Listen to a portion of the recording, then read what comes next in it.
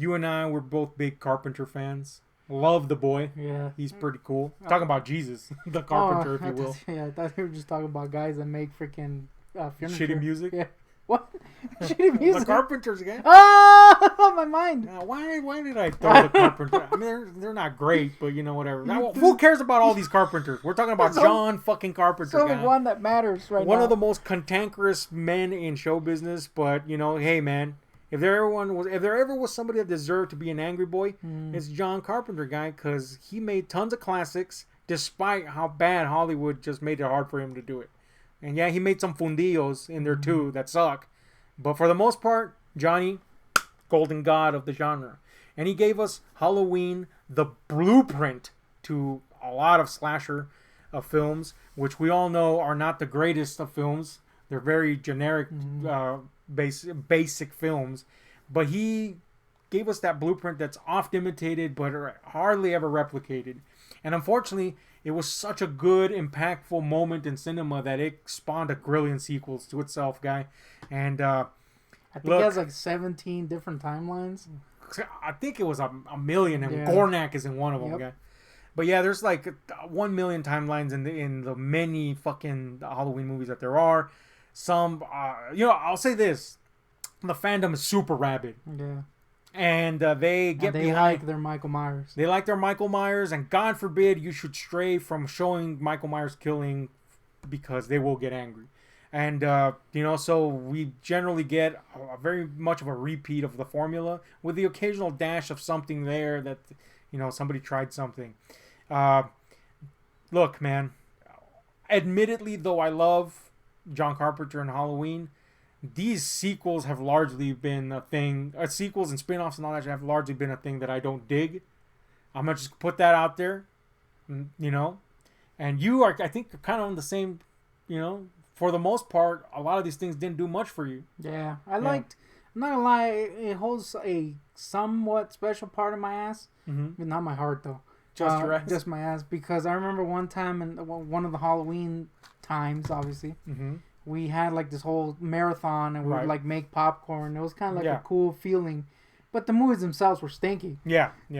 So that's out the gate right there. If you love these movies, we don't mean to fucking offend you. We're not saying that our opinion should be yours. This is literally our fucking take, baby. And we're just putting that out there. A lot of these are mad stinkers. Now, to give them a fair shake, the Thorn Trilogy we're going to exclude from this tier, because it's been a long while since we watched it, and our opinions of it weren't great back then. Yeah.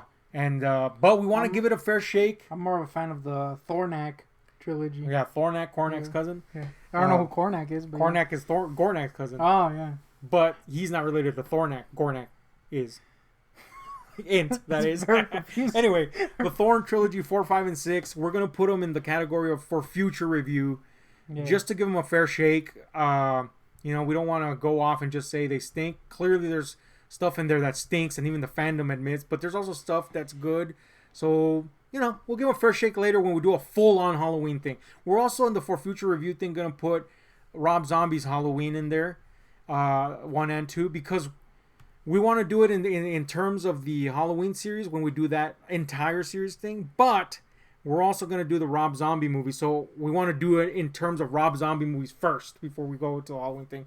And H20 and Resurrection. Look, we all know Resurrection fucking sucks. It might be the one thing that unites the goddamn Halloween audience. So though we might want to put it for future review, we're actually going to put it in the out of shape category, aka it's fucking garbage, guy. There's no arguing this. Yeah. There's no one. Well, you know what? There is now a rising group of people that are claiming that Resurrection is good. No, homie. And I gotta call bullshit on that. Resurrection is god awful. It sucks. It does nothing. It deflates whatever good came previously, which is H20, which I want to put somewhere on this list, but you haven't rewatched it recently. If I had my choice, I would put H20 around like the B category. I think it's a really strong sequel to the original 2. And honestly, I think it's the only sequel in the original timeline that's Myers-centric that I like. So there's that. I'm going to put it there. You can choose to leave it there for future review, but I think that's where it belongs. I think there's a lot of good in that movie. And LL Cool J's in it, so that sucks. Ladies love? Ladies love, gang.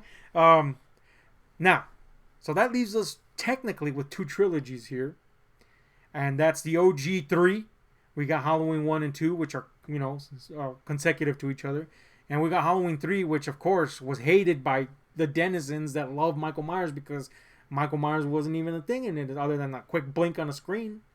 And then we got the new trilogy, the H40 Trilogy, which is, of course, linked to Halloween 1 as it is a continuation of that. Itself causing many a ruckus, especially here lately. Mm-hmm.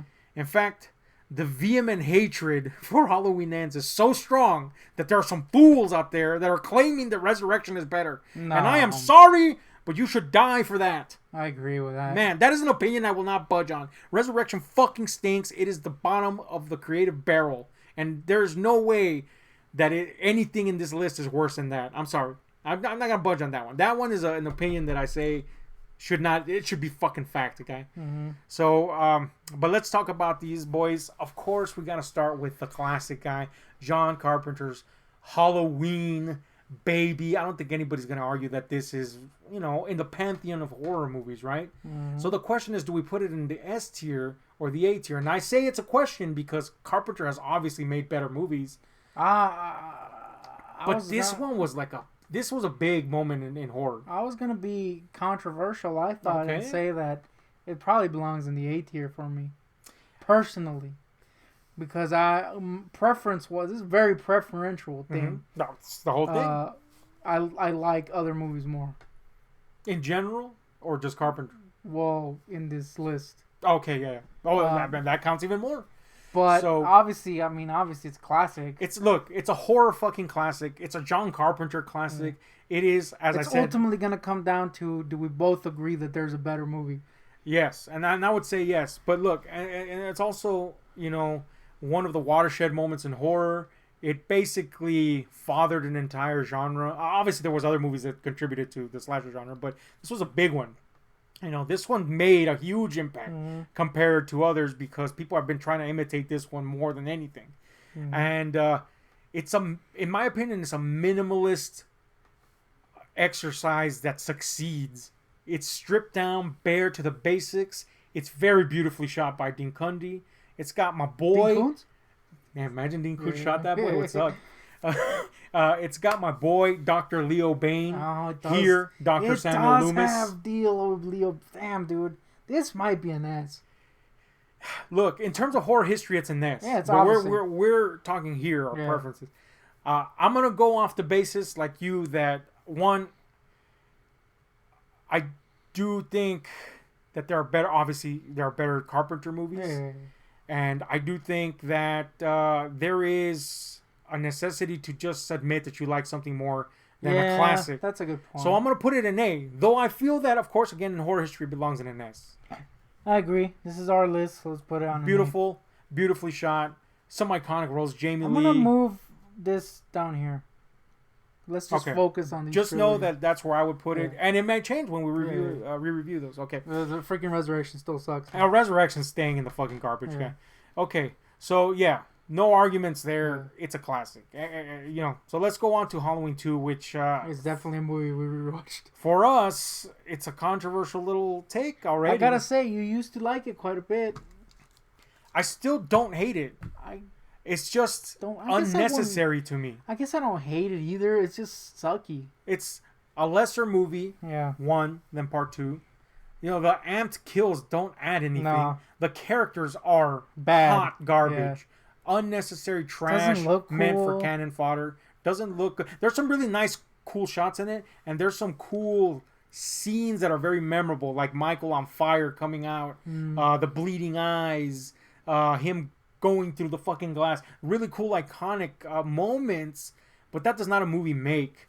And it's just kind of robs the impact of the end of part 1, which leaves this kind of like quandary about Michael. And it's something that I think comes up later in some of the other movies we're going to discuss about how much more impactful it is to not have Michael there versus him just being up there killing 24/7. Not that that's a bad thing. I'm just saying sometimes you got to play it right. And I think Halloween 2 kind of stole a lot of that mystique away and it just made it into a by the no fucking kill engine. Yeah. You know, and I'm not alone. This Carpenter himself is like, that wasn't really a thing that I wanted to do. And he admits that he leaned more into the style at the time, which was, high gore and kill count. I think Jamie Lee is robbed of anything she did in the first one. She's just literally just fucking catatonic in this thing. The shape looks kind of weird because the mask is all out of fucking shape. I just think it's an unnecessary exercise. It's one that I'll enjoy every now and then just to add more to the night that he came home. But really, at the end of the day, it's not something that I would champion at all. No. I own it because it's a Carpenter written movie, and that's about it. So I gotta shit on our boy Spielbergo because he says this is better than the original. And there's a lot of people that think that. I can't. It's a plotless drivel. I can't do that, guy. Yeah, don't do that. I gotta be honest with you, guy. I'm gonna put it in D. I agree. I think there's some imagery that's really cool, and there's some moments that are cool. And of course, our boy Sam fucking Loomis, Dr. Leo Bain, the boy Donald Pleasance is in it, so you can't hate that. But it adds nothing. It's some people are like, oh yeah, it adds to the myth. It doesn't. Him finding Samhain or Samhain scrawled in blood didn't say anything. It didn't add anything, guy. It didn't suggest anything other than maybe he's the spirit of the season really embodied. It sucked. There was nothing to it that it added nothing. Yeah. So I'm gonna put it there. So now that we lost about half the audience, again, if you like it, that's cool. That's just fucking in my opinion. Let's get into the third Halloween 3. Look, I know and I'm very glad that there's a revival love for fucking Halloween 3 that has been growing for the last number of years. I'm very glad for that. At the same time, I'm sad because the longest time it felt like it was something that very few people enjoyed and loved. And don't make no mistake, Halloween 3 is campy, but that's part of the fun of Halloween. If anything, this is the most Halloween movie of them all. I agree. In the sense of the spirit of the season. It's weird, it's wacky, it's gross, it's kooky, it's strange. Would you say it's zany? It might be zany, guys. The only way more zany if Billy Zane was in it, guys. That's true. Yeah, dude, this is just a weird, oddball movie, and it works largely because of that. It has no interest in being super serious, and yet it plays a lot of its scenes very seriously. It's very much, if anyone's familiar... it's this again might be a ludicrous statement, but I think to me, it's the one with the coolest atmosphere. It does have a very thick atmosphere. Like, it's super thick, and it just feels bizarre. Like you're never really at ease not because it's scary, but because it's just odd feeling. Now Carpenter's a huge fan of Nigel Neal, which if you don't know who he is and you're a horror fan or a sci-fi fan, check his work out. He did a lot of stuff, in the BBC era and all that, Hammer and stuff like that. There's a lot of that in this movie. Like the Nigel Neal factor is definitely there. Unfortunately, there's no Neil Breen factor. Well, that would be a complete different fucking thing. But there's a lot of that vibe, and yet it never goes completely into that territory. It just stays in this weird, bizarre, almost kind of like bonkers lane that, and it straps you in, and it never stops, guy. And what's great about it is it's got fucking Tom Atkins in it. I'm not gonna lie, guy. Tom Atkins does something in this movie, and it's be cool. Yep. There's that. The effects are ranging from fucking awesome to just outright weird. Shouldn't work, but they work because they shouldn't. Really cool in that respect. I really love the score in it, which I know the Halloween theme is like a big thing. It's a little played out, obviously, because we've heard it 1,000 million times. But I really think that this score is super underappreciated, and it's kind of like eerie, guy. I'm not gonna lie, it's fucking eerie, guy. And honestly, I thought, hey man, we don't need Michael Myers for everyone. This movie was hurt by the fact that it was called Halloween X. We all know that. But at the same time, would it have hurt to have a Halloween series where the focus was different things centered around Halloween? And the answer is no, it wouldn't have hurt. But people, I guess, like you say, loved their Michael and couldn't let go. So this is really hurt by that. But I think Season of the Witch, for me, guy, is a fucking ass, guy. I agree. I love it. I love it, man. So fun, so weird, so strange, so kooky. Yes, it's not a perfect movie, but who the fuck cares? It's balls to the walls fun, no strangeness, guy. Love it. So, now that we lost more of an audience, let's go to 2018 with this new trilogy, the H40 Trilogy, which is a timeline that follows directly after Halloween, the original Carpenter classic, and just casts Laurie as kind of like permanently traumatized by these events and a recluse because of it. And we have, of course, Michael Myers being, incarcerated in asylum for all this time. Until, of course, inevitably things happen and the boy is loose again. I think that most people are on the same boat about this one. This was a sequel that should have happened a long time ago. If you're going to make a Myers sequel, this probably is what should have happened. And I agree with that sentiment. This is a damn good sequel. It's a damn good Myers movie. It ups the ante, but doesn't lose the characters that you give a shit about. It introduces new elements that you'll either like or not. But at the end of the day, you've been eating cannon fodder for years, so really are you going to complain about that? But if you're going to go for this new story arc, those elements do come into play later.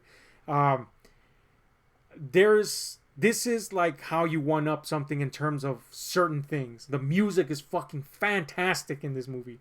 It hits so fucking great at so many points. The Shape himself is brutal. It really feels like this guy's been waiting all this time to do something. Laurie, fucking amazing, man. Look, say what you want. Of course, Jamie Lee's a fucking icon. National icon, dare I say. JLC, all the way. But, her character wasn't that much in the original. And that's fine because it's a very minimalist affair. But here they really gave her a lot to chew on. And not only that, but colored her world with people that care about her or see her a different kind of way. I really like the Hawkins character. There's a lot of stuff here to chew on. And it all largely fucking works. Pretty fucking great. And what's great about this movie is that if you want this to be the end... Yes. It can be the end. It could be the end because it ends very much in that suspenseful, will it still go on way that the original did. And yet, it feels very much like a conclusion. I love this movie. I think it's the way to make a sequel to an iconic picture. It doesn't violate the tenets of that picture, but it does go, we're going to go one step further, and we're going to bring this to the modern world. Where would you place it? Do you disagree with anything I said? No, I agree with that. I was actually kind of not surprised because I remember really liking it and thinking it was pretty great, but it's, sometimes you rewatch something and it doesn't hit as well. Yeah, it doesn't hit, and it was pretty damn great. It's great, man. It really holds up. Yeah, I don't want to say it's, I don't know, dude. I would put it in this. I'll be honest with you. I'm thinking about it, but I'm stuck up on it's a classic, the original. It is. I'm fine with this. I'm not lying. I feel that way if we put 2018 in this, we gotta put fucking the original in this. Yeah, because it's just fucking sacrilege at that point. I agree. So yeah. So let's rank them here. This is the rank right here. I could go either way, man. I mean, really, they're all great. But we'll leave it at that. Yeah, let's leave it at that. So look, yeah, man, 2018, I think I really hit a home run. I think it really got people re-excited for the character. We can't deny that. And even if you didn't dig it, it was a vast improvement over a lot of stuff that was there before, And that might seem like I'm making excuses for it, but no, I think it's just fucking great, But I'm trying to put myself in somebody else's shoes. It's like so hanging on to the original timeline. It's like, come on, guy. How? 2018, pretty fucking great. So I was really excited to see what was up with Halloween Kills. And let me tell you, it damn near killed me, guy. You didn't see this until... I just saw it this year. I gotta say...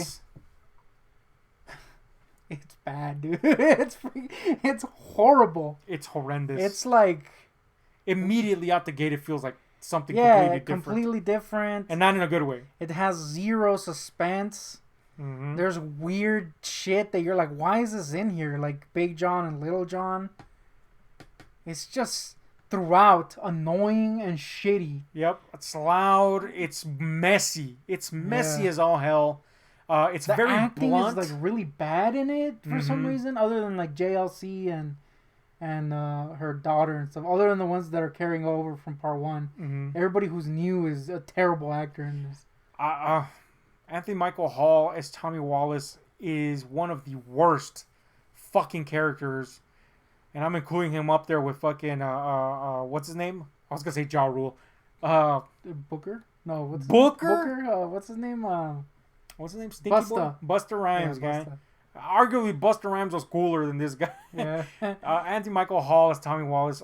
God damn, abrasive, annoying, and I realize that that's part of the thing, but this guy's just a fool. Yeah. And of the worst regard.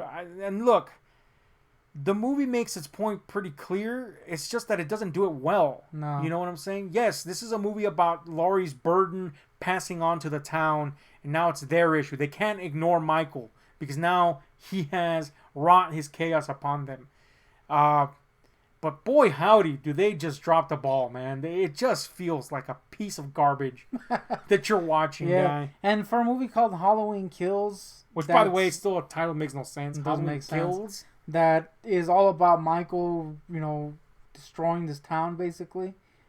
Shitty-ass kills. Yeah. The kills aren't even cool. There's one scene in the beginning when he's murking a bunch of freaking firefighters that is visually kind of cool because they do some kind of cool, like the visor shots, and that was cool. The rest of the kills stink. Yep. Like, at least give us good kills if we're gonna freaking do this dumb shit. The town's, descent into kind of like panic, feels so manufactured and unreal. Like you said, the characters that populate the town largely feel just like forced. The way people talk is so unrealistic in this movie. You're just like, no one talks like this. Yeah. No one. Big John, Little John? Big John, Little John is a fucking thing that keeps on happening.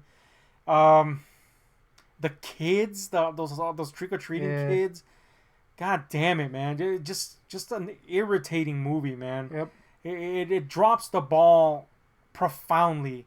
And there's very little redeeming factors in this. And really, those redeeming factors, they're only there because they inform either the movie before it or after it. And even then, you're like, damn it, I have to acknowledge that thing. So that's the only way I can watch this movie. Like, it has some things that carry over and have carried over that are kind of okay. Like Hawkins, the Hawkins character, I think, is informed well here.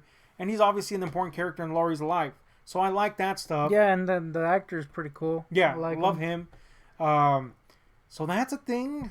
I can't really think of much else. That's really it. The kills suck. It's not fun. It's nonsensical. Stupid. It treats you like an idiot. Like, it literally tells you 50,000 times what it's trying to say. Yeah. Like, you wouldn't understand, which granted a lot of people don't, but that's kind of douchey, but it's true. But this movie literally tells you this is what we're doing 50 times. It's very blunt in its approach, and it's just not good, man. It's loud and abrasive garbage, and this is exactly what I feel the original part 2 dabbles in. It's just a thing that's happening. Yeah. There really is no reason for it to happen story-wise. It's an excuse to see more kills, and whatever story elements it has are just shoehorned in there willy-nilly, and they don't gel well at all. Except this is exponentially awful. I gotta put this in the out-of-shape category. Dude. It's fucking garbage, dude. It's still better than Resurrection, though. Yeah, it is that. Hawkins alone makes it better than Resurrection. It was shockingly bad, dude. I was kind of not... upon rewatching 2018, I was like, there's no way it can be that bad. And almost instantly, I was like, this feels weird. Yeah. So, I'm always one to give something a second chance. And this was way worse the second time around, man. Jesus. So anyway, that's where it belongs, man. So that brings us to Halloween Ends, the most recent entry, and the end cap to this fucking new trilogy. Needless to say, trepidatious as fuck because of kills, but also hopeful because of 2018. Where could this go? The answer is somewhere that pisses off everybody, apparently. this is, to quote a lot of people, not a Michael Myers movie. I would argue that this is the most Michael Myers movie. I would argue that this has a legitimately interesting atmosphere and vibe to it that feels kind of alien in a good way. It makes you feel weird. Why do I say this is the most Michael Myers movie? Because this is literally the movie that Halloween Kills should have been. Now, of course, the events of Kills had to happen for this to be, but they didn't even have to be movie length for this to happen. They literally recap it in the beginning, and that would have maybe been enough. Yeah. This is literally a movie about a town that has been affected by Michael Myers profoundly, to the point where he doesn't even need to be around for them to continually be feeling the trauma of him. And this is no longer just Laurie's problem. It's literally everybody's. You see people committing suicide over it. You see people coloring their perception of things that are mundane. Yeah. You also see people trying to move on. Yes, you see people desperately trying to move on. Not only just Laurie and her granddaughter, which I think, by the way, Allison was really stepped up in terms of a character. Yeah. She's fucking great in this.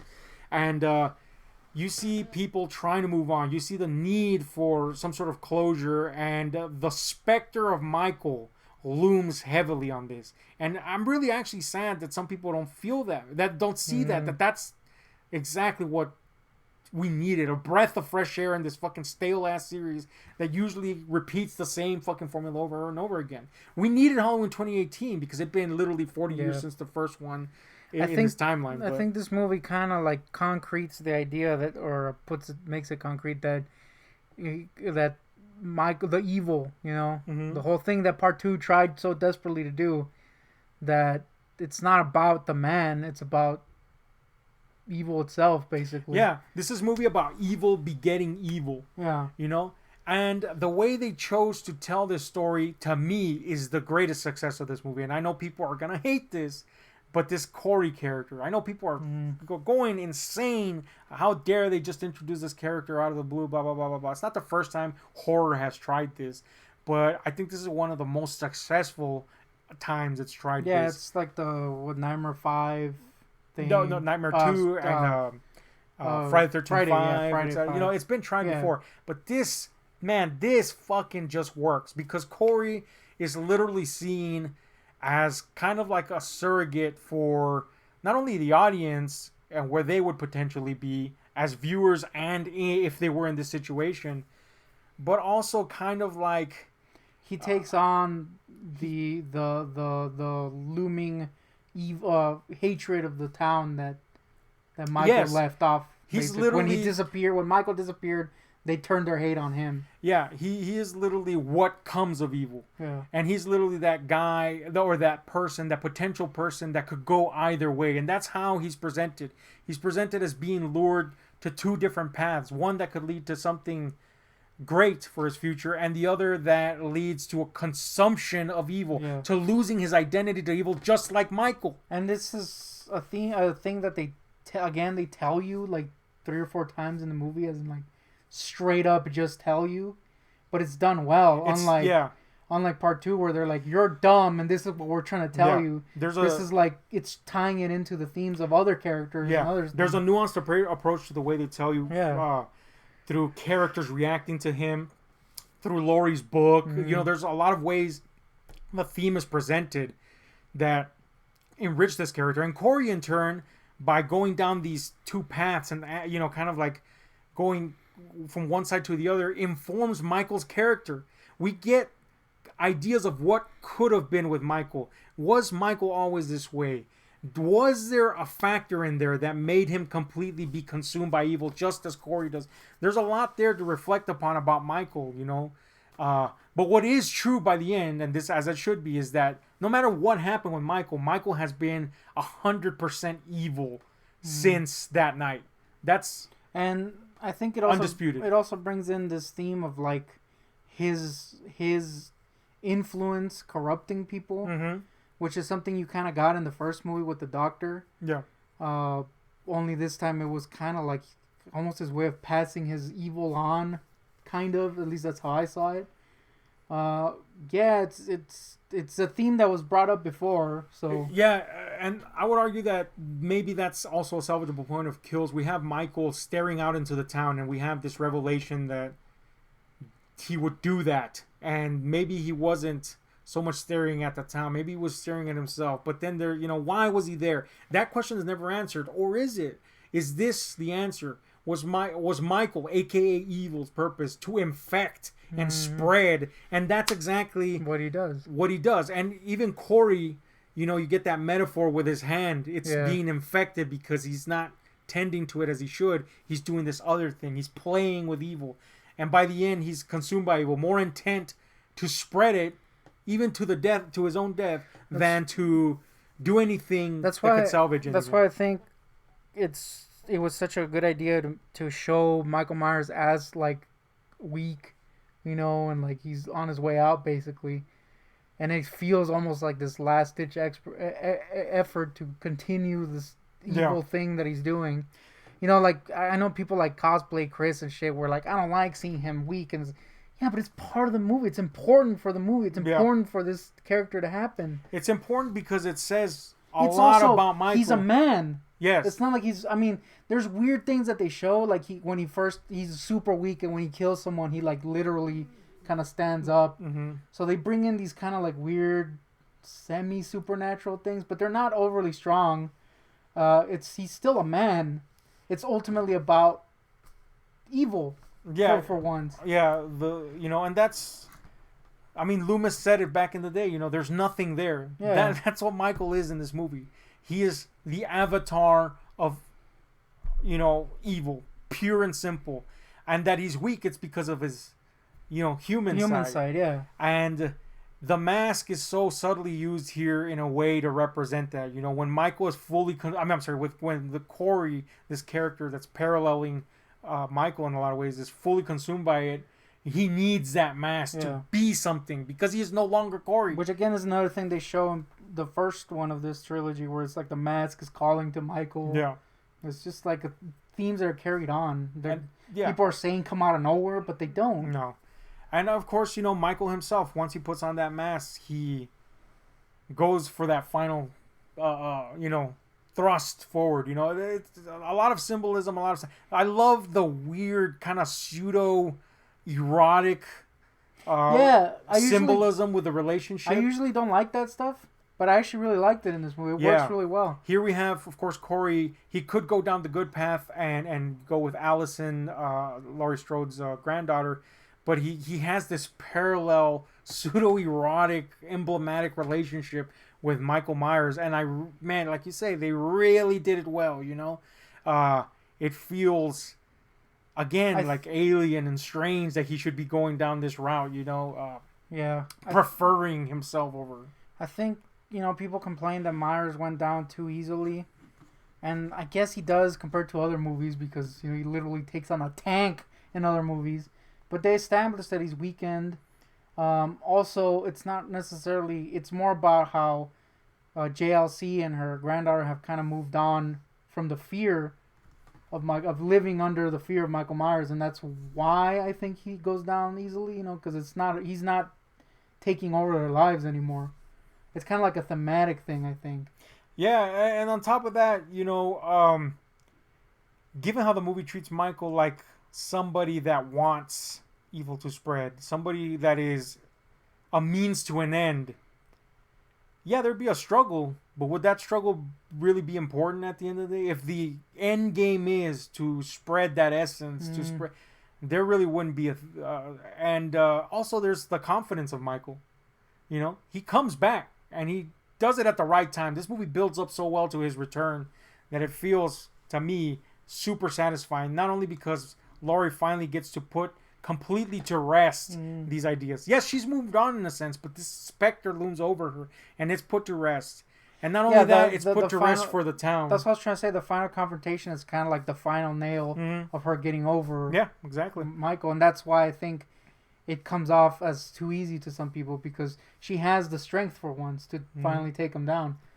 It's more like a thematic fight than an actual fight. We already got that, so why would you want to see that again? You also got to appreciate how much of his fucking stank came off of this town. Weak? I would say that town was borderline falling apart. He didn't even have to move a damn muscle to do that. You know what I'm saying? He might be physically weak because, I don't know, he was beat to a bloody fucking pulp. Yeah. You know, but he didn't have to move a muscle to get that town to that point where they were, basically tearing each other apart because of everything that he left behind. I feel that this is a movie that tried something different and did it successfully. It's also a movie that if you're a fan of the series, you should expect that because it literally starts with the same font color as Part 3, and it just kind of instantly gives you that feeling of this is going to be something different. Yeah. And man, I couldn't be more grateful for that breath of fresh air, to be honest with you. Super satisfying ending. Love to see Laurie finally move on. Really glad to see some of these characters be in a place where they're free of something, even if it is temporary, as the movie ultimately suggests, because evil is just, you can't get rid of it forever, but you can get rid of some ilks of it, some strains of it. This movie is fucking great. I loved it, man, and that's not a popular opinion, but fuck it, I want it in the S tier. You? I agree, man. I would even hear me out on this one, man. I would even put it right there, man. Yeah, I mean, maybe even right there. Yeah, I agree, man. It's so refreshing to feel. I was kind of expecting. I don't know what I was expecting. I had heard a lot of the negative stuff, and I was kind of like, sometimes that poisons your mind or whatever. I heard you liked it, and I was like, come on, guy, you liked it, a little contrarian. You accused me of contrarianism. Little contrarian boy guy. You've been on a little contrarian kick lately. And I was like, this is going to be a movie. But then after Part 1, I was really excited. Part 2 killed my excitement for the series completely. So I was kind of in a neutral spot going into Part 3. And I'll tell you, instantly, that beginning scene with Corey and the kid, I was like, this is cool. Yeah. This is interesting as hell already. Yeah, man. It says something for the movie that it could survive how fucking shitty Kills is. Yep. And not only that, it comes out completely feeling like the end game was achieved. To me, that you got over a huge hill, guy. Kills is awful. So this is gonna be a list probably that not a lot of people reflect, and that's fine, man. I'm very fucking happy with this list. I find that I understand if you don't dig it. The Halloween Ends because you like your Michael Myers or whatever. I'm not trying, contrary to how it may sound, I'm not trying to put people down. I understand that. If that's what you like, that's cool. But I hate this kind of like childish freaking reception this movie has gotten. People doing these petitions like, oh, let's remake this entire thing. And like this entitlement that comes off of people. Like, I didn't get what I wanted. Gives a shit. This is what they wanted to make. If you don't like it, go back to your other trilogy. Or go back to your other timeline. That's fine. This can exist in a world where then your freaking entire life doesn't need to end about it. It's like this bizarre. We could